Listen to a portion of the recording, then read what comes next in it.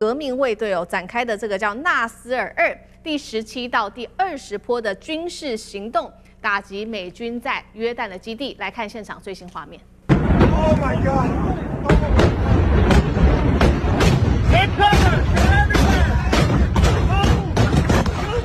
觉得美軍的整體的對伊朗的攻擊或整個戰略還是不清楚。美國現在放重話開始打水電廠、打核電廠跟民生設施，聽起來是厲害的喲。可是事實上，其實伊朗也不是省了燈啊。如果你打我，我不是打你美國，但是我打所有波灣地區，而且這裡跟美軍基地的水跟電都從這邊來。今天的美伊戰事3個大主題，3個火線話題，等一下請來賓來特別幫我們做解析。我們先來看到第一個美軍已經狂轟伊朗，達到第9個晚上了，甚至現在還出動了 F-35、F-16戰斧飛彈。但是伊朗另外一方面，我們看到它的大攻勢，這一波攻勢叫做納斯爾2，反擊到已經第20波了，造成更大的一個美軍傷亡。準備現在來自於美國的說法，接下來會迎來更大規模的戰爭嗎？第二件事情來看到伊朗的飛彈已經突破美軍的防線了，美方現在着急的事情是在查說這到底背後有沒有中俄的情資在後面幫助呢？美國現在真正擔心的到底是不是背後的大國所做的支援呢？第三件事情，我們要來看到美軍要封鎖伊朗，控制荷姆茲海峽，但是油輪仍然是看到在荷姆茲被攻擊哦。中東盟友現在怒吼說，我們依靠美國，怎麼讓自己反而成為了戰場的目標了呢？今天就這些議題，我們會特別做深度剖析。這一場中東戰我們可以形容已經到達了一個臨界點。美國中央司令部最新證實，美軍第9晚狂轟伊朗，從最初當時鎖定的目標是伊朗革命衛隊的基地、防空飛彈系統跟無人機的倉庫等等。觀眾朋友，我們來看到現在它的攻擊範圍是一路的擴大了。最新消息，戰線已經一路到達了沿海的監視系統，甚至是港口周邊，還有各種的軍事設施，並且現在呢，包括了美軍的戰斧巡弋飛彈 F-35-16輪番上陣。伊朗證實了，確實他們現在多個地區，包括了格什姆島等等地區都被打擊哦，並且傳出了爆炸聲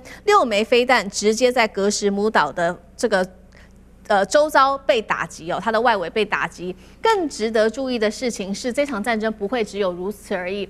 來自於最新消息，《華盛頓郵報》、《紐約時報》引述美國官員的說法，美國現在正在準備迎接更大規模的一場戰爭，而且我們看到軍事行動確實有在跟着進行當中，包括了他接下來已經說了會部署德國的 F-16，英國放在德國的 F-16，還有放在英國的匿蹤F-35戰機都會全部往中東去做運送，並且已經通知以色列了，說接下來美方會增派數十架的空中加油機，讓總數可以恢復到戰爭初期當時的60架。美國中央司令部也證實，現在超過5萬名美軍已經部署在中東地區，他們是準備隨時要待命去展開戰爭的。美國官員也坦誠了，現在最主要的問題是說，這個戰損的問題還是非常的大，而且長程精準的彈藥庫存仍然是快速的消耗當中。而我們現在也要看到的是，美方有新一波的攻勢，當然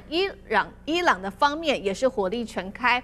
最高領袖穆吉塔巴怒嗆川普的簽名可以說是一文不值，毫無公信力，揚言接下來要讓美國付出慘痛的代價。隨即就對我們來看到革命衛隊展開的這個叫納斯爾2第17到第20波的軍事行動，打擊美軍在約旦的基地。來看現場最新畫面。Oh my God! Get cover! Get down! Close! Close! 伊朗的這一波襲擊的力道非常的大，我們也來看到細節，除了約旦基地之外，還轟炸了包括在科威特、巴林的美軍的基地，美軍陣亡死傷現在累積18人，還有400多人受傷，數字還在持續的上升當中。那麼伊朗出動了包括了海巴爾等等的彈道飛彈，還搭配了見證者無人機。那麼我們來看到5天之內狂轟約旦一共達到了4次，當中美軍的多個基地還有美軍的人員受傷。我們看到包括了第2個轟炸的範圍到了約旦東部是黑鷹直升機的基地，都遭到襲擊。大量的美軍直升機因此而受損，許多的美軍在這個轟炸的期間趕快急奔掩體，但是他們還是有非常多人受傷甚至死亡哦。那麼，所以今天節目的一開始要請教艦長怎么看了伊朗的這一波最新的20波打擊，造成了實質的美軍傷亡。現在呢，美國方面也增派了 F-35-16空中加油機要來全面迎戰嗎？艦長怎麼看？其實我們看啊，這個諒解備忘錄現在應該已經被丟進垃圾桶，也就是無論是美國或者是伊朗，現在已經完全失去我們看到諒解備忘錄裡面的相關要求。那如果我們看就是最近幾天的一個攻勢的話，我們看到這一些一個一個小圈圈，有些是被確認的，有些只有影片，那但是呢，它沒有辦法確認實際上的狀況的，那它會用不同顏色區分出來。我們看到之前這邊在一開始的時候是24個，那我們看到說，如果最新公布的是18號的話，那也就是這裡是23個。那如果說我們仔細看它攻擊的到底是哪些目標呢？那也就是我們剛剛看到，無論是格舍姆島，那也就是最大島。那為什麼它攻擊最大島？那其實因為最大島上面有非常多的像漁港一樣的小港，那可以提供蚊子艦隊那它停泊以及出擊。那另外呢，阿巴斯港也就是最靠近阿曼灣的一個大港，那所以也是不斷的受到攻擊。可是我們現在看到的另外一個狀況，也就是美國不斷的對這個阿巴斯附近的橋梁進行攻擊。那這一個一個標示的都是橋梁，他為什麼要這樣做？那有可能是為後續的這個可能的一個登陸戰進行準備，也就是當我把你的這一個橋梁通通都打斷之後，你沒有辦法後援，可是從海上來的這一些陸戰隊可以不斷的增援，那這個也就是先切斷有關於革命衛隊或者是伊朗國防軍的它的一個後續的支援的部分啊。其實我們看到美國以前一直在打的，也就是新式的這個從1990年開始的外科手術式的戰爭。可是現在我們看到，從2月28號打到現在以來，已經幾乎可以打的節點都打掉了。那為什麼還沒有辦法控制這一個戰局？所以他們又回到以往的作戰形態，也就是從部隊的對抗，一直到人口，一直到基礎建設，最後來癱瘓整個的一個伊朗。可是伊朗現在看起來，我們從之前他的國葬，我們就可以看得到，其實他們的這一個社會的連結是非常強的，也就是一致對外。那美軍的攻擊是不是有效呢？那實際上來看，我們就可以看到說，這一個從伊朗的反擊，伊朗反擊在哪裡呢？我們現在看到他攻擊了科威特港口的這個地區，這個地區它部署的到底是什麼？也就是我們看到的美國戰術飛彈的部分。那這個也就是我們講的海馬斯。那海馬斯其實都可以被這樣攻擊的話，也就代表着他們其實隱蔽跟掩蔽是很有問題的。就像我們剛剛看到那段影片，請問大家是不是看到了非常多的美軍其實都在那個廠庫旁邊？為什麼他們沒有收到警報呢？還是他們忽略了警報？那另外我們剛剛看的是白天，我們看晚上的集束炸彈攻擊的話，那我們就會看到，其實為什麼還可以在這邊可以這樣拍？他們認為沒事，但是這個才剛拍完沒3秒鐘，直接集束炸彈就在旁邊爆炸，所以這就代表說他可能是敵情的觀念不足，那或者是他們輕忽了伊朗攻擊的一個成效。那但是我們這樣看啊，其實現在這場戰爭開始慢慢外溢了。為什麼這麼說？因為美國動員了這個沙烏地阿拉伯去打這個胡塞組織，那可是呢，胡塞組織其實就是伊朗在我們看到這個也門這個地方的一個抵抗之狐。那如果是這樣的話，現在胡塞組織已經有風聲說，他們未來有可能的話會封閉曼德海峽。如果曼德海峽被封閉了，那我們講到說這一個霍姆茲海峽也被封閉了。那之前我們看到沙烏地阿拉伯透過這個他們的油管往這一個紅海運輸的這個原油這個就破功了。那如果這個破功的話，實際上來講，整個的打擊是對於全世界的。好，所以這個是我們看到這個美伊雙方對對方的一個最新一輪的攻勢。穆吉塔巴持續的嗆下說，美國沒有公信力，接下來會展開新一波更大規模的一場報復。那美軍的情資也特別顯示，很快的另外一場更大規模的戰爭很快就會展開了。那目前呢，其實美國的官員他們自己也很擔心，因為他們自己也坦言，現在呢，伊朗不只是飛彈數量，他們看起來是没有減就算了，突破防空的系統的能力還比戰爭初期還要更加的成熟。另外，美軍現在也付出它的政治上面的成本，因為呢，你現在要駐軍在盟國，你的政治成本變得更高了。盟國這些在中東美軍基地的盟國並不相信美國。楊老師怎麼看接下來這場戰爭的發展？首先，我們要了解哈，大概跟戰爭剛開始的時候有2點，到目前為止還是維持不變的哈。第一點，雙方都表現某種的克制。第二點，現在雙方都在打消耗戰。那克制怎麼講？第一個，美國方面他就很克制的不會去打全面戰，也不會去打地面戰。那他寫給國會的信當中說，這是一個有限度而且是這個限制的這個戰爭。那換言之，他可能已經設了這個時間表。那他第二個克制美國方面呢，我們就要接下來觀察了，因為川普曾經在推文上面寫說，7天如果還不接受我的條件來進行和談的話，他就要打橋梁；再7天呢，他就要打電廠。對，那就民生設施了哈。所以到目前為止，我個人覺得他不敢真的這麼做。是，你要是大規模的去打民生設施，這是違反人類罪耶。那伊朗這方面呢，到目前為止的克制表現在他沒有去打海灣地區國家的這些能源設施。這個在初期戰爭的38天到目前為止，雙方都有這個克制。這個一打下去，大家基本上完全掀桌子了。那第二個消耗戰，我覺得美國跟伊朗的消耗戰有2種。我們只看到第一種，那就是軍備、庫存還有價格那種不對稱。比如說見證者136，那個就是伊朗的無人機，才多少？3萬塊美元。然後呢，愛國者3號3型飛彈呢，多少？一枚300萬美元，就差了多少？100倍哦。是。然後呢，最重要的是那無人機好做啊，愛國者飛彈這個來不及啊，一個月才多少？幾百枚而已吧。因此它事實上會呈現這種消耗戰，打到後來美國沒有彈藥可以打，然後你當然現在所有的防空的能量也都不足了。哦，你針對這些見證者136的自殺型無人機，其實也沒什麼這個足夠的彈藥可以去做防空。然後呢，你雙方的比庫存價格，這是一種對美國而言已經處於不利。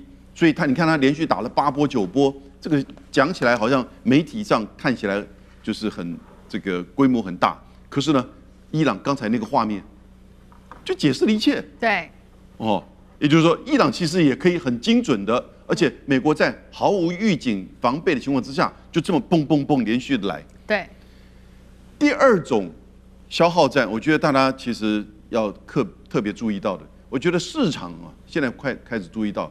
第二種消耗戰是什麼意思？就對美國而言，它消耗國際能源，它消耗油價，油價會偏高了，你再打下去，然後呢，你的經濟通膨，還有你的選舉內部的法律政治的壓力，川普政府這個消耗戰根本沒有辦法再持久。我覺得2個禮拜它根本撐不下去。那對伊朗，它有沒有這個消耗戰？當然有，它的經濟，它內部的壓力它也會有。可是你知道，當它被轟炸的時候，它內部的那種凝聚感。其實是可能更強的，強硬派反而會更佔上風。所以你現在如果只是講2個禮拜或者是2個月，美國在消耗戰上一定會居於這個下風。但如果說你要在這2個月以上，我們就難以想象，因為那個時候整個國際情勢、經濟、能源就會完全不一樣。對，好，所以我們看到美國現在目前為止這場消耗戰居於劣勢哦。那剛剛我們也看到這個畫面了嘛，就是美軍基地哦，在約旦的基地被伊朗給狂轟哦。那之所以美軍基地遭到這個打穿之後呢，現在美國內部也開始做檢討，議員他們開始檢討是說，是不是大家沒有查到伊朗的背後是不是有中國大陸跟俄羅斯在幫忙提供這些可以做攻擊的情報呢？這個是一個問題，等一下請教尚志哥。另外一件事情就是有關於荷姆茲海峽了。最近呢，2艘郵輪在荷姆茲海峽又是遭到了攻擊、爆炸、失去動力。當然，現在呢把矛頭指向了美軍哦，聲稱這些郵輪，這是伊朗的說法，聲稱這些郵輪是在美軍的鼓勵下才去使用這一條航道的。看起來這個伊朗就是表明說，這個荷姆茲海峽還是由伊朗我說的算。那尚志哥怎麼看？好，我們現在首先先看一下到底美國在這一波那麼下了重手，而且看起来如我前面所提到的部分，這個談判幾乎好像就撕毀了。但是美國打的確實有一些就是集中性，比如說對於整個荷姆茲海峽的部分沿途轟炸。然而到現在看起來，你還是覺得美軍的整體的對伊朗的攻擊或整個戰略還是不清楚。比如說你現在打的部分，你到底要不要把哈爾克島拿下来？其實你可以拿下來，但你拿下來之後，其實說，因为你現在就是破壞，然後美国現在放重話開始打水電廠、打核電廠跟民生設施，聽起來是厲害的喲。可是事實上，其實伊朗也不是省了燈啊。伊朗在昨天才剛剛公布，你現在打我，確實沒有錯，因為在19號的時候，美國已經攻擊伊朗西南部的這個核電廠了哦。那一打之後，伊朗馬上公布11個清單。11個清單是什麼呢？波灣所有國家，幾乎每一個國家的核電廠跟海水淡化廠都至少2個。也就是說，我現在清單都帶了，這些都我要打的。而且要知道，水電廠跟那個核電廠是綁在一起的，要有電才能這個。所以這裡頭，如果你打我，我不是打你美國，但是我打所有波灣地區，而且這裡跟美軍基地的水跟電從這邊來嘛。所以說，美國的到底它的戰略清不清楚？但我們相對來看，那美國當然還是有做。第一個，它繼續的集結兵力。包括從歐洲甚至從日本、韓國抽調以轟炸機為主的各式各樣的軍機過來，然後也增派了很多1萬多人過來，對，然後也拉北約。那現在北約當中有8個國家也都表達了部分的支持之意，甚至也都傳出說烏克蘭的部分無人機已經開始加入了，在這裡頭幫助美軍來攻擊伊朗。那麼美國當然有些集結的部分的行為，但是你說這樣子的這個戰術做法，伊朗呢？你看我們伊朗這幾天回去，首先我們看伊朗。把原先它叫做這個代號，美戰他們叫真實承諾，都是回擊嘛，因為你攻擊我才回擊，你叫真實承諾。可是7月份，伊朗已經正式把名稱改叫做勝利行動。這幾波當中，勝利行動1、勝利行動2，所以這裡頭它是反侵略，它已經是有攻擊性，甚至要毀滅性了。就是說，對美軍基地，我們來看伊朗怎麼打。他來打美軍基地是很清楚的，首先先打你重要的雷達。雷達打之後打你的，現在打你的機庫。要知道那麼多美國厲害的飛機在空中，現在伊朗沒有能力空戰去打這些來轟炸的這些上百架飛機。可是你飛機要下來，你飛機要都停在美軍基地，你只要停在地面上，你再貴的飛機停在地面上打了就是廢鐵。所以伊朗很清楚，然後伊朗還打什麼美軍的宿舍。對，很好。然後還不止，還打什麼伊朗一些高級軍官住的大飯店、5星級飯店。所以這種針對性，你看伊朗真的是被美國打得越打越頭腦越清楚。其實我剛剛講這一波的反擊，這一波的下重手，恐嚇你，我要打其他的地方，這個水電站、核電站，然後我出手的打你美軍基地，這個集中性真的非常非常高。所以我覺得接下來打，如剛剛楊老師所提到的，我不認為伊朗會打輸。我們最後看到的這一波7月打的都是伊朗的最新導彈，都不是庫存貨哦。那美國雖然調了很多，包括愛國者荷姆斯飛彈來，還是一樣。這個部分其實還是用來舊的部分的東西，而且造價昂貴，所以持續打下去，我覺得伊朗還是有它對抗的本錢。好，今天節目美伊戰事，趕快來看到3個火線話題哦。首先，第一個我們要來看到美伊的戰火2度的正式引爆，川普現在已經正式下令要重啟這一波大攻勢，但是伊朗我們看到不只是做飛彈的反擊，把戰火現在直接波及到了波斯灣當地多個美軍基地，要威脅美軍的海上力量。難道伊朗越打越強，越打越敢打了嗎？第二件事情，川普鎖定了伊朗的地下核堡壘，現在在關心的是說，是不是它的巨型鑽地炸彈也未必能打得穿這一座核堡壘呢？如果空襲無法真的摧毀伊朗的核能力，川普會不會派地面部隊來攻擊伊朗？這個是持續要做關心的。第三件事情，林肯號的航母已經苦撐200多天，到現在都沒有休息。像是它的飛彈庫存也在快速的下降，官兵甚至喊說，沒有人是為了這樣才入伍。美軍撐得下去嗎？今天就這些議題，我們會一起來做一次深入的剖析。美伊大戰這一次再度的引爆，美國總統川普也正式的通知國會了，說美軍7月7號當天重新恢復了對伊朗的軍事行動，主張停火期間，因為呢暫停了這一場戰爭，所以呢之前的時間都不能算在內，必須要重新算起。民主黨的這些官員聽到的之後是非常的生氣，認為川普是在刻意曲解法律，把一場他原本說，大家還記得嗎？川普說，美伊戰事只會打4到6週，民主黨痛批說，現在看起來是完全沒有盡頭的一場中東戰事，這個是在政治上的訊號。軍事上確實，美軍在戰場上這一次，包括了伊朗在內，有了非常大的動作。今天會來一次看到。現在看到美軍的最新動作，已經連續3天的晚上對伊朗展開大規模的空襲行動了。打擊的目標，這一次的攻擊又比以前還要更加鎖定在特定目標，包括了伊朗的防空系統、它的岸置雷達站、飛彈發射陣地，還有它的艦艇維修設施、無人機跟它的快艇基地。美國的中央司令部也放話，有超過5萬名美軍現在呢都已經部署好了，全部放在中東地區，隨時可能展開新一波的戰爭。而包括了在軍事面，我們也看到戰機也都準備好了。在中東的上空，現在出現了10多架美軍的軍機，當中包括了 KC-135，還有什麼呢？空中加油機啊、預警機、P-8海神巡邏機，全部部署在波斯灣、阿曼灣跟沙烏地阿拉伯的上空，準備待命，恐怕很快會發動下一波戰爭嗎？川普開槍了，我們今天晚上就會狠狠的痛擊他們，明天也會繼續下重鎖。這個是美軍的最新攻勢。當然了，伊朗方面也有所反擊。我們現在要來趕快看到伊朗的最新攻勢，發動的這一波攻擊叫做納斯爾2軍事行動，朝的方向它也已經鎖定好了，巴林、科威特、卡達、約旦、阿曼等國的美軍設施發射了飛彈、無人機，鎖定了包括它的通訊系統、它的火箭的發射系統、愛國者飛彈、長程預警雷達，還有它的航母的後勤支援中心跟戰機維修中心。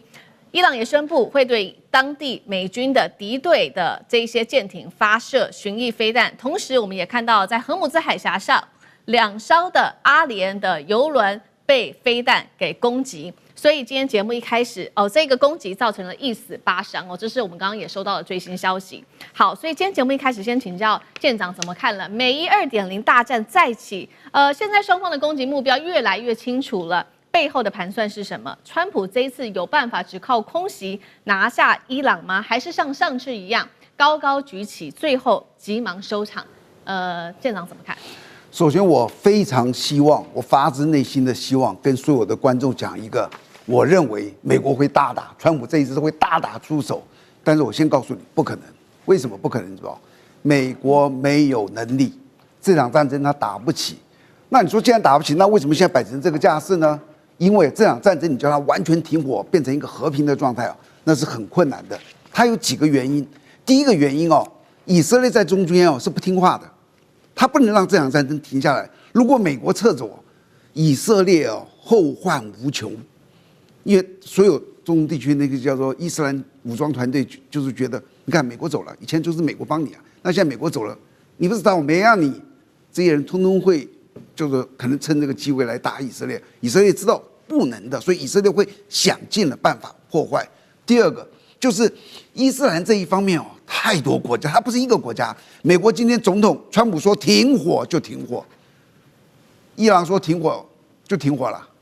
那麼多地區的武裝組織，這個好比說這個叫做什麼什麼哈馬斯的，還有那個叫什麼的胡塞組織，那一個人拿個火箭筒就對以色列去打一架了，這東西很難停。而且我再跟你講，連伊朗自己本身都很難說停就停。為什麼？他的政府談判的是一個和談的，對不對？底下有一個什麼革命衛隊，革命衛隊你知不知道？他一直想搶這個領導權。對，當你這個抓到武力的時候，你想搶領導權，就是這個和談的代表說什麼你都說不。他說應該可以停，我就不停，我就是要叫你這個人擠掉。這就是一個因為伊朗現在你知道群龍無首，能夠一錘定音的都被殺掉了。所以这裡大家在搶，所以這就非常困難。而且我再跟你講，像今天剛剛這個主持人有說到2艘船不是被打嗎？有誰出來承認是他打的嗎？還沒有啊。那我問你，如果那兩枚飛彈是以色列打的呢？或是我這樣講，就是伊朗他的革命衛隊打的，可是他的那個決策者怎麼知道是不是呢？你知道他這個地方太混亂了，整個的和平幾率極其渺茫，這個打來打去會拖很久。但是你說大打，我再一次說，像他們這個打這些東西都是小打小鬧，什麼打他的這個什麼快艇啊，打什麼？我跟你講，打一個東西，你一看到就是你有股票趕快跑。就是美國把那個哈爾克島整個給炸毀了。哈爾克島是伊朗90%以上石油的輸出地，炸毀了伊朗的基本上它的所有的經濟能力就沒有了。這個是個指標，那一定是美國先打。因為伊朗不會自己尋死，那美國打了之後，伊朗會怎麼樣？知道？他會把荷姆斯海峽布滿了水雷，你也很難的去這個收拾。這是2個指標。只要美國沒有打哈爾克島，不管他打了剛才看那所有的東西，能有什麼用？你想說地面轟炸能夠戰贏它，不可能的。還有地面部隊怎麼可能進去？伊朗的土地是台灣的46倍大，它20%是平原區域，都是跟我們中央山脈一樣的崇山峻嶺啊！裡面有多少躲藏的地方，多少山洞，你怎麼推進去？一開始打的時候，還有人說庫德族要從那個西北這樣子打過去，你去看看那個圖，西北那裡有個大概300公里長的那個高山峻嶺。庫德族啊，光從這頭走到這頭就已經死掉了，不太可能。這就是我對這個判斷。第一，整個平息不太可能，大打，我真希望他大打，也不太可能。好，所以我們看到的是新一波美伊之間的互相攻擊。剛剛我們說的伊朗這一波攻擊叫做納斯爾2的軍事行動，他說了這一波行動還會持續的擴大。那所以呢，同時間我們看到川普再繼續的放話了，他已經鎖定的下一個目標就是伊朗的核設施。他說有可能來下手，就是位在十字鎬山的地下核設施，這裡被視為是伊朗最新也是他最神秘的地下核堡壘。但是要拿下有這麼容易嗎？現在外界也在判斷說，你美國要打伊朗，其實也早就準備好了，包括他們早就把他們的各種設備都移好了，不管是這當中的離心機啊、核設備，或者是高濃縮鈾，都已經轉移到山體的深處去了。而且美軍要頭痛的事情是，這座設施的防護能力是高於福爾多核設施的，因為呢，它有一個深層的隧道跟多重的掩體，所以美軍即使拿出它的 GBU-57巨型鑽地炸彈，也未必能摧毀整座地下核設施。如果摧毀不了的話，真的有可能出動地面部隊嗎？那上志哥怎麼看？哎呀，川普如果真的要打這個十字鎬山哈，你為什麼要先講呢？首先，伊朗聽到你講，他不會有所準備，或即使裡頭還有東西撤離嗎？如果真正要打就打了啦。我們要看這一次的，我覺得美伊的這個動武，從7月8號這一場，包括到其實昨天的這個非常非常嚴重的這個，特別伊朗有回擊。伊朗在今天凌晨到今天中午，我們錄影今天是7月14號，今天中午伊朗總共從凌晨開始有5次的回擊。好，先看美國。美國這次為什麼打起來？其實是因為荷姆茲，都知道其實談判談不清楚。可是就在7月上旬的時候，因為先前就是川普局長說，哎呀，荷姆茲可以走了，而且大家至少可以走靠阿曼這邊，不要走伊朗這邊。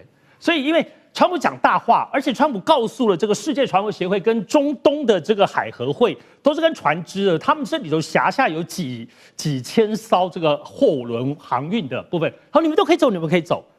於是這裡頭就剛剛提到的那個印度跟新加坡，他們就跑來走，啊，就被伊朗打了，警告他們。所以那一警告之後，大家都不敢走了，全部。然後伊朗說你們走絕對沒有問題。結果剛剛世界船舶協會沒有人敢走，而且後來也不信任，公開當中也不信任川普所說你們可以走。川普是因為這件事太沒面子，火大，才在7月8號開始攻擊。所以每一次戰爭的原因的啟動點不同，所以你可以看到，包括國際評論也說，這次是川普面子掛不住。好，所以川普很厲害，這個很猛。從7月8號開始，包括一路下來，7月8號出動了100架次，然後呢，在昨天前天出動了140架次，攻擊了14座城市，300多個具體的地方，其中包括水電站都攻擊哦，還有5大港口。這5大伊朗的港口從波斯灣沿岸一直過來，是炸得蠻嚴重的哦。好，所以這裡頭其實我們來看這裡頭敏感點，我們剛剛講的核設施，可是這次其實攻擊有攻擊伊朗的核電廠，這裡頭包括伊斯法罕跟布什爾的核電廠，核電廠沒炸他炸核電廠旁邊的廁所跟辦公室，有點像現在俄羅斯在攻擊基輔一樣，炸你核電廠沒炸，但你周邊把你炸掉，所以。你說這個是警告作用，如果是川普這麼狠，我接下來就打你核設施，我就核電廠都把你先炸了，就只炸你的廁所跟辦公室。而且這裡還有一個很尷尬的地方，這次其實川普是下重手，包括伊朗在德黑蘭北部的當中2條鐵路動線哦，都知道伊朗現在能夠打下去，除了他們武器還有之外，另外就是經濟的補充都炸了。可是伊朗6小時之內就恢復，就修好了。7月8號的時候炸了之後，修了4天。已經很厲害了。這次除了港口帶炸沒有辦法那麼快，但其他的地方炸，因為都是幾發導彈分一分哦，打1、2發、2、3發，所以人家在6小時就把鐵路恢復了。所以就是說，現在要考慮會不會更重手在核設施，包括美國在思考會派出地面部隊，我覺得不可能啦。因為我們從看這次啟動點還是為了荷姆茲海峽的利益。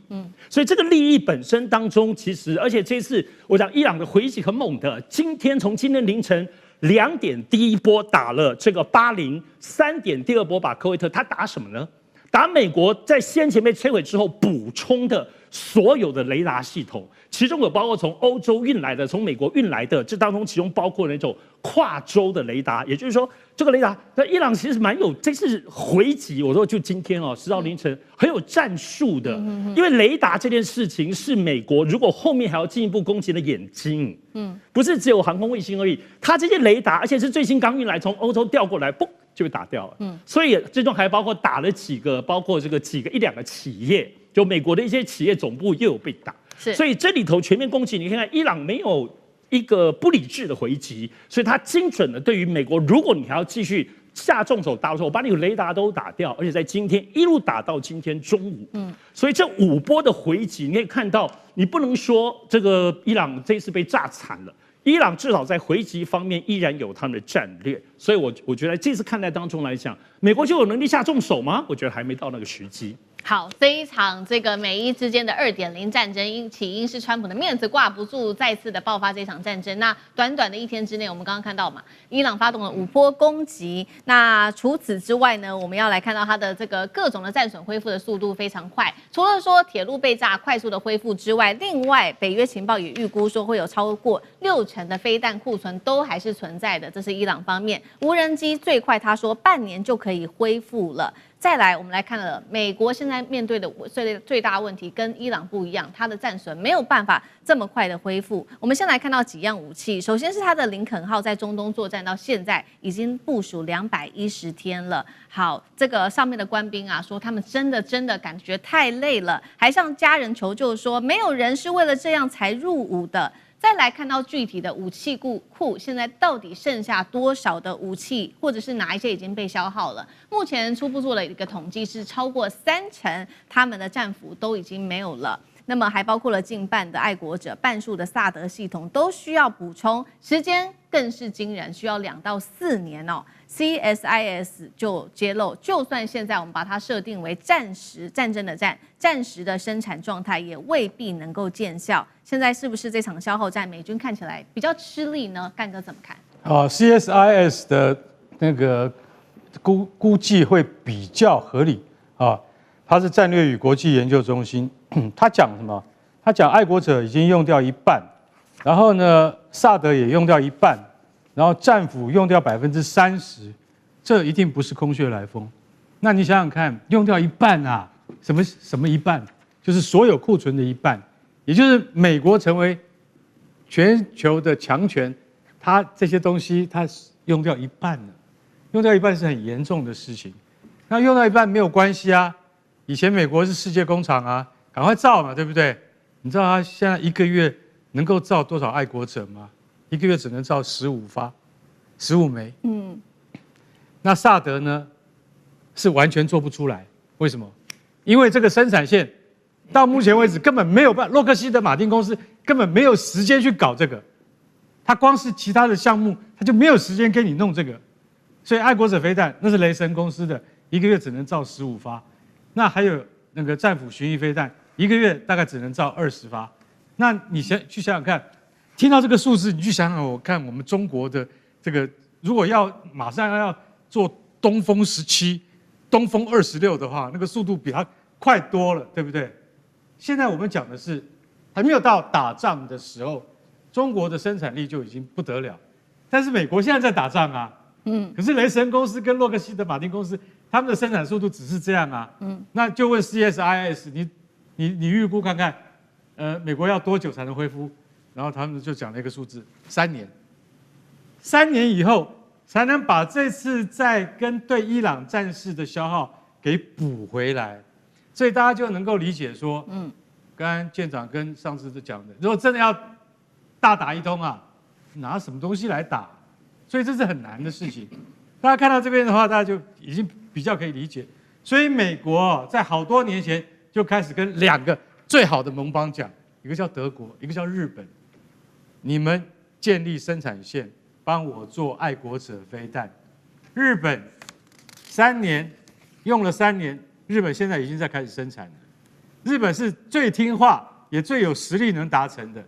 德國在2022年就叫他開始做了，今年2026年4年過去了，德國說對不起，我們還沒有做好，所以做不出來，那是愛國者。再講到薩德是終端高空防禦系統，也就是它可以打那個洲際彈道飛彈的，一枚薩德飛彈3億台幣，這個飛彈打出去收不回來，為什麼？因為沒有生產線可以做。20年前，我們的國防部長，台灣的國防部長唐飛，當時他就拒絕了美國，說你要叫我們搞這個薩德啊，那個叫錢坑啊，我們不要。20年後，我們看到這個國防部長講的話真實在，所以大家就曉得說，美國要打這場戰爭，他自己都沒有摟看自己口袋裡面還有多少東西。最重要的，講完彈藥不足之後，再看看林肯號航空母艦，那是繼上次大家還記得嗎？福特號部署326天，那船上的水兵都快瘋了。但是福特號它曾經靠過好幾個港口，也就是說，它曾經停下來讓官兵去上岸，而沒有回到美國的母港。可是中間300多天，它有好幾次4、5次讓官兵至少能夠放假上岸去嘛，對不對？不管你是在中東巴林還是哪裡會上岸，林肯號部署210天了，已經聽說創紀錄，沒有靠港。為什麼？你說，那至少靠一個港讓他下去嘛？他說沒有，只有一次，在關島靠了港，可是官兵都下不去。你知道為什麼？因為不到1天就回，船又開走了，所以兵下不來，所以那個水兵他就寄給家裡的，用 email 寄給家書說，我們不是為了這個才來加入海軍的。如果早知道這樣，我就不要這樣。所以你說，川普最喜歡聽那首歌叫做《In the Navy》啊，那個合唱團唱的，然後《In the Navy》，然後我們不是為了這樣而 join the Navy，所以他們現在都很後悔了。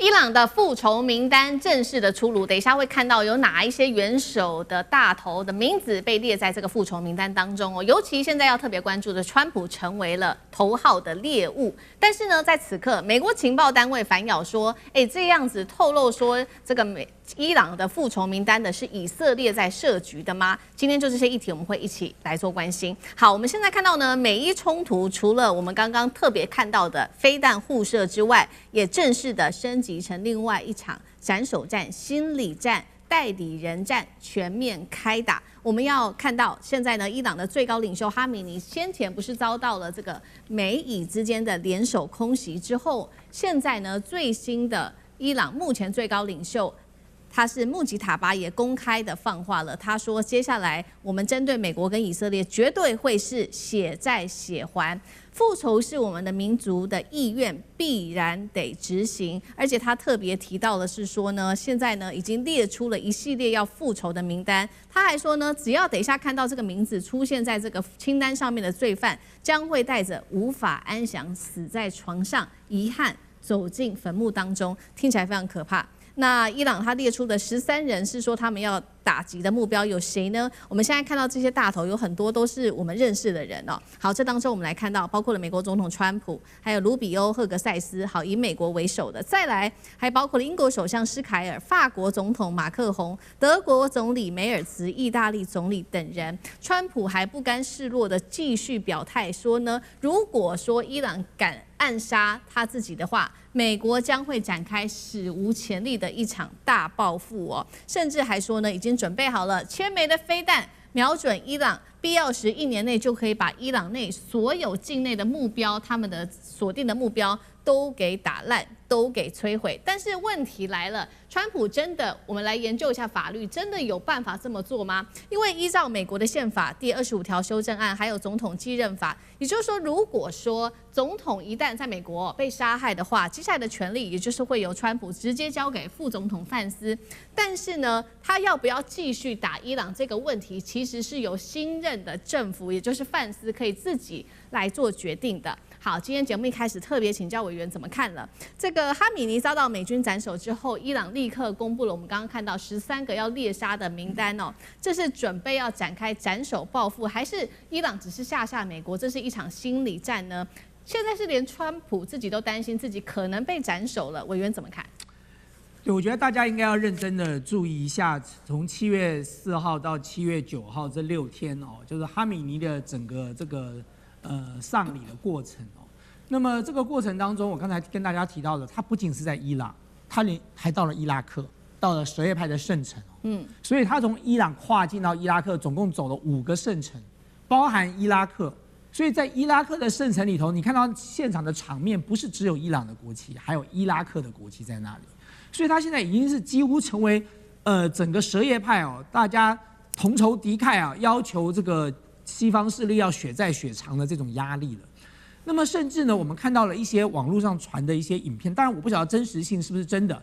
阿拉格旗走在路上就被民眾丟石頭啊，所以這代表說，在那個氛圍之下，然後全場這個1500萬到2000萬在這6天這個來送葬的民眾裡頭，大家捶胸頓足的痛哭，然後要求對美國一定要血債血償，要死戰到底哦。所以這等於是對伊朗來講，它是經過了另外一場的在大家全民的心理動員哦。就大家認為說，這場戰爭我們就不惜一切代價都要跟美國分個勝負，甚至連主和派他們都不願意接受。為什麼要跟美國談哦？就一定要叫這個打垮美國，叫川普去死。現在幾乎已經成為伊朗全民的共識了。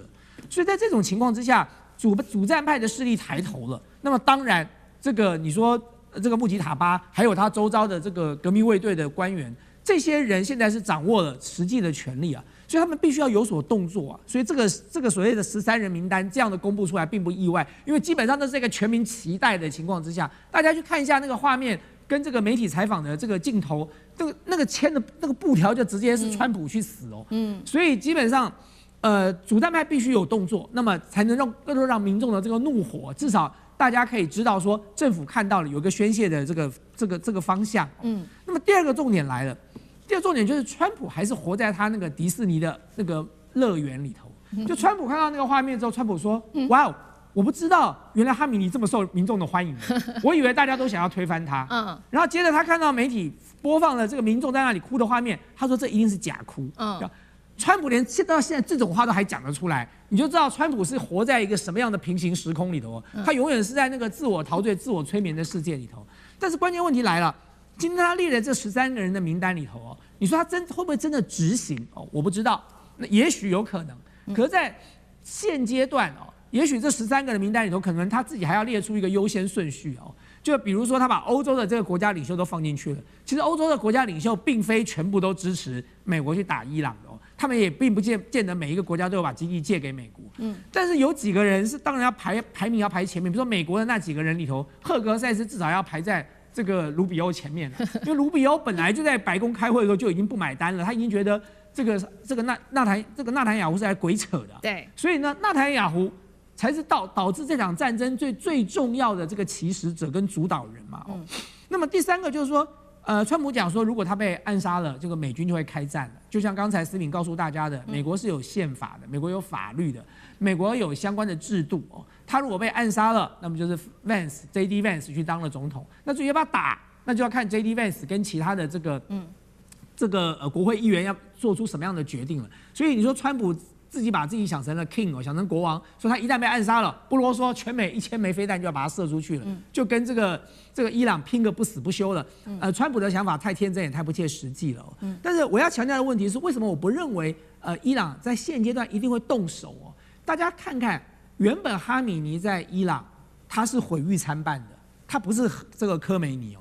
哈米尼在執政的这段時間，其實還是有很多批評的聲浪的，包含當時他強力的鎮壓那個抗議的行動，然後導致了很多那個年輕人死亡，這些東西都是有相關的一些這個內部的不滿的情緒的。可是當美國斬首了哈米尼之後呢，哈米尼變烈士了。現在哈米尼在伊朗已經是全民一致認為他就是為了這個宗教、為了國家犧牲的烈士了。過去的那些紛紛擾擾，通通都已經傳過水無痕了。所以是誰把伊朗團結成鐵板一塊的？是美國跟以色列的斬首把伊朗變成鐵板一塊的。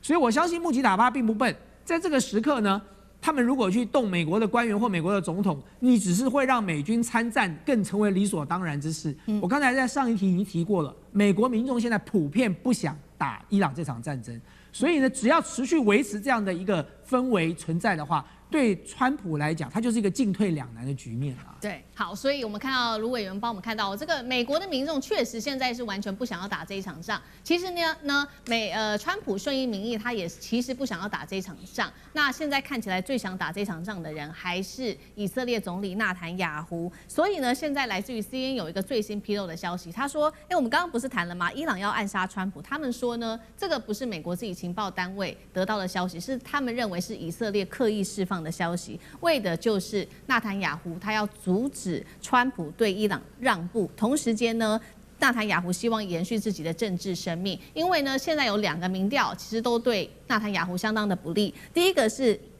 以色列內部的民調，90%民眾認為伊朗才是目前戰爭的最大贏家，這個是自己內部的民調。那納坦雅胡的支持率從40%跌到了剩下29%。第二個民調是有關於美國對以色列的一個民調，他們說呢，民主黨支持以色列的比例已經從2018年當時的高點達到60%，現在掉到只剩下2%了。另外一件發生的事情更扯了，就是民主黨的眾議員羅康納日前他赴約到約旦河西岸考察，結果呢，沒有想到在這半路上遭到以色列的屯墾者持 N4步槍包圍，而且挾持時間超過1個小時，重挫了以色列的形象。有關於以色列目前他的想法到底是什麼？這個暗殺行動是不是以色列故意釋放出來的？還有就是這一場挾持行動怎麼看？以色列到底在做什麼？楊老師，我覺得內塔尼亞胡在10月7號接下來的選舉，他大概就沒有辦法再繼續的組內閣擔任總理了。以現在他的這個民調的發展，加上在加薩的大屠殺，還有讓美國跟以色列進入到跟伊朗的這個戰爭，尤其是2月28號49名伊朗高層的，就是斬首行動。但最後呢，是美國的軍事戰爭失利，然後呢草草的結束收場。而這後續對於整個中東的情勢，伊朗在中東的地位，其實基本上是美國跟以色列這個主動造成的。因此，現在在10月7號之後，新的以色列的政府，我覺得至少會稍微理性一點，但保守以及反伊朗，這是不會變的。那至於在就是屯墾區的地方，我個人也去過以色列的屯墾區，我也去過就是戈蘭高地。那以色列的屯墾區哦，其實那個就好像是台灣的大台北華城一樣的，那事實上是很漂亮的。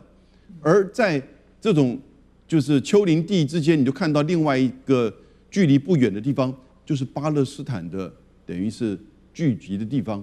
事實上，那就好像進入到法櫃奇兵的電影，那種時間的穿梭哈，你很難以想象在這一個地方有這樣子的情況。而在這樣子的情況，其實是累積了上千年，他們這幾乎是不毛之地的歷史、文明、宗教的這種鬥爭。所以屯墾區有很多人是從海外，不是以色列人，有海外甚至從紐約的這些就是以色列的這些聚集的地方回到以色列的。所以有些人還是具有美國籍的，相當的就是宗教傾向，相當的就是基本教義派。那這個當然可以理解，他們面臨到覺得自己是一方面是在宗教的驅使之下，但另外一方面呢，生命也受到威脅。但是這並不因此讓你可以去針對巴勒斯坦人進行接近是屠殺迫害的這種作為啊。尤其是加沙戰爭。所以我是覺得，在美國呢，對以色列的這個重視會不會消減？會，但不會完全的改變。3個因素，第一個，共和黨還是會全力的支持的。因為裡面有福音派的這個角色，這是關鍵。那第二個，我覺得政治的，就是這些精英呢，受到猶太金主的影響。对，那錢決定一切嘛。第三個，以色列在中東的角色仍然是美國重要的戰略利益所在，所以他不會完全是放棄以色列。那當然，他不會再去發動一次大屠殺，或者是對伊朗的全面戰爭。但是呢，對於以色列的安全，我覺得他們會還是持續的重視的。好，这個是我們持續看到這個美國跟以色列持續的強勢的對伊朗做出最大的施壓。那伊朗就說了，這個13人的報復名單我們都列好了，就看接下來怎麼做。這個是在軍事伊朗的威脅。第二個事情是在另外一個層面，就是經濟上，伊朗同樣對美以持續的施壓。那施壓的點就是鎖住。最新消息我們都知道，伊朗現在把這個全球的能源命脈，也就是荷姆茲海峽，給它封鎖住了。那麼，伊朗的最高領袖顧問他也放話說，荷姆茲的重要性勝過數十枚的原子彈。華爾街日報說呢，伊朗現在不只是要守住荷姆茲海峽，重要的是要夾荷姆茲海峽以令中東。那麼，更值得注意的時候，這一場戰爭，我們知道剛開始的時候，美國跟以色列天天喊着要推翻伊朗的政權，解除核武，但是這2個問題現在都沒有人在討論了。我們這個節目談了非常久的時間，我們看到美以現在都在討論荷姆茲海峽的問題。接下來美軍會怎麼做？難道是軍力持續這個強行壓入荷姆茲海峽來把它打通嗎？那艦長怎麼看？我們看到啊，現在美國跟伊朗之間最大的一個爭執點啊，也就是他們簽了一個很爛的諒解備忘錄。那尤其是諒解備忘錄裡面的第5條，這第5條裡面寫得非常清楚啊。也就是誰來負責 arrangement， 就是誰來負責那個安排這個商船通過這一個波斯灣跟阿曼海之間的一個霍姆茲海峽，是伊朗啊。那所以伊朗就覺得我們當初簽好了，那應該是我來調派啊。那為什麼他要來調派？因為其實他後面是有一個伏筆的，也就是未來呢，他可能跟這個美國一起，或者是跟阿曼一起，在霍姆茲海峽進行收費，所以他要這樣要求。但是現在美國全面開放的說法，也就是讓他沒有這樣的正當性。不過我們剛剛從這個主持人這裡我們知道，現在已經全面的緊縮有關於霍姆茲海峽的通行的部分了。其實當初我們看到每天大概有140艘的這個各式的。無論是乾貨船啊，或者是我們講郵輪，郵輪是藍色的部分啊，在通過霍姆茲海峽。可是如果我們現在看到的話，我們就會發現最近一次的統計只有11艘，那只有11艘可以供給這個世界上面，無論是乾貨，無論是這個氦氣，無論是這一個磷酸銨這些肥料的供給嘛，事實上是有問題的。那現在我們講到說，有關於美國是不是未來會打通這個霍姆茲海峽，美國心裡要先克服一個恐懼啊，這個霍姆茲海峽到底有沒有水雷啊？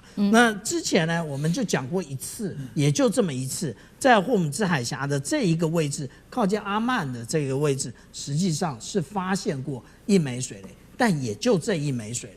但是現在大家都講說，你要先去掃雷啊，說有80枚的這個水雷布放在那邊。但是我有個疑問啊，前一段時間我們看到這個來來去去這麼多的郵輪，為什麼都沒有人命中？這不是一件很奇怪的事嗎？所以這到底是一個實際上的水雷戰，還是一場心理戰？我們大家要想一想啊。那但是呢，對於伊朗來講，伊朗以前是這麼說的啊，也就是說呢，霍姆茲海峽。